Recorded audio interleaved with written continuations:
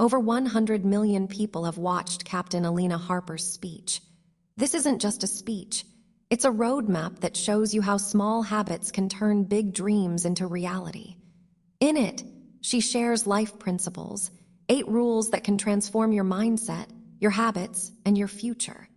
Since the original was in English, I'm bringing it to you in a fresh English version so you can grasp these principles and change your life. Stick with this until the end, because it's going to teach you some of life's greatest lessons. Captain Harper says, "I have some advice that can guide you toward a better world. I learned these rules during my military training, but I assure you, they apply whether you've ever worn a uniform or not. The struggles we face in this world are universal, and the principles for overcoming them, for changing yourself and the world around you, apply to everyone.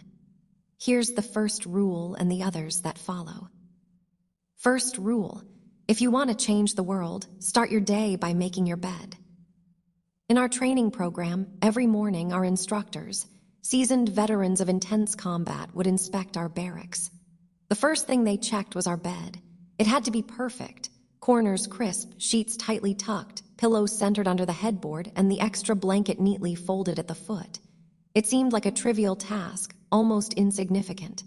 Why were we aspiring warriors, tough, resilient recruits being asked to do this? But there's profound wisdom in simple actions. Making your bed each morning means you've completed your first task of the day. It gives you a small sense of accomplishment and motivates you to tackle the next task, and then another. By the end of the day, that one small act has turned into a series of completed tasks. Making your bed also reminds you that the little things in life matter. If you can't do the small things right, you'll never master the big ones. So, if you want to change the world, start by making your bed. During training, recruits were divided into boat crews of 7, led by a guide called a coxswain. Every day, your boat was ready at the shore, and you were ordered to paddle through the ocean waves for miles along the coast.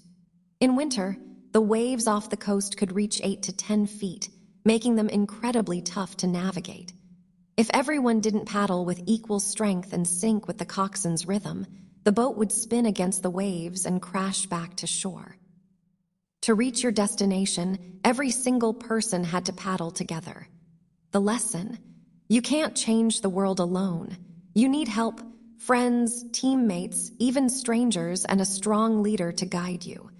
So if you want to change the world, find people who will paddle alongside you. After weeks of grueling training, our class, which started with 150 recruits, was down to just 42. We were split into 6 boat crews of 7. I was in a crew of taller recruits, but the best crew was made up of shorter ones, none over 5 feet 5 inches. They were small but fierce, outworking everyone. They paddled harder, ran faster, and reached the shore first in every swim. My taller crewmates mocked them, but those shorter recruits always got to the shore first, laughing. The training was a level playing field for all. So, if you want to change the world, measure people by the size of their heart, not the length of their legs. Several times a week, instructors lined us up to inspect our uniforms with meticulous precision. Your cap had to be perfectly starched, your uniform spotless, your belt buckle gleaming without a scratch. No matter how much effort you put in, starching the cap, pressing the uniform, polishing the buckle, it was never enough. The instructors always found a flaw. If you failed the inspection, you had to run, fully uniformed, into the surf zone, then roll in the sand until every inch of you was covered. We called this a sand cake. You'd spend the rest of the day in that cold, wet, sandy uniform. Many recruits couldn't accept that their efforts seemed futile. No matter how hard they tried, their uniform was never perfect, and they felt they'd never succeed. But here's the truth: life works the same way. Sometimes, no matter how well you prepare or perform, you'll still end up a sand cake. That's just part of life. If you want to change the world, let go of the frustration of being a sand cake and keep moving forward. Every day in training, you faced physical challenges. Long runs, extended swims, obstacle courses designed to test your grit. Each had strict standards and time limits. If you didn't meet them, your name went on a list. At the end of the day, those on the list were sent to a grind session, extra hours of exhausting exercises, signaling that tomorrow would be even tougher. But here's what's interesting. Almost everyone ended up on that list at some point. Those who endured the extra grind sessions grew stronger over time. The pain of those sessions built their resilience and physical stamina. Life is full of grind sessions. You will fail, sometimes repeatedly.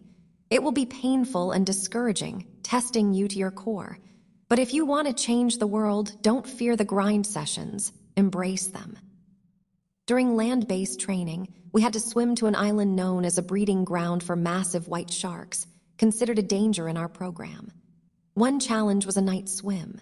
Before it, instructors cheerfully briefed us on the sharks in the water, their habits, and assured us no recruit had ever been eaten. But they also taught us, if a shark circles you, stand your ground. Don't panic. If it charges, hungry for dinner, summon all your strength and punch it in the face. It'll turn and swim away. The world is full of sharks, and they'll come for you eventually. If you want to complete your swim, you'll have to face them. So, if you want to change the world, don't back down from the biggest threats. Confront them with courage. The 9th week of training was called Trial Week, 6 sleepless days of relentless physical and mental strain. One day was spent in the mudflats, a swampy area where water pooled into thick mud. On Wednesday, we were taken there and spent the next 15 hours in freezing cold, harsh winds, and constant pressure from instructors to give up. As the sun set, our class, exhausted from intense drills, was ordered into the mud.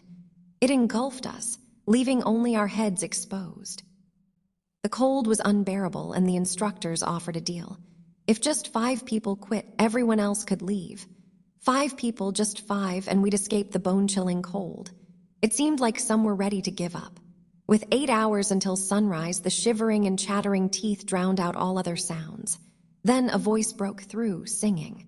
One recruit started a song, off-key but full of spirit. One voice became 2, then 3, and soon the entire class was singing.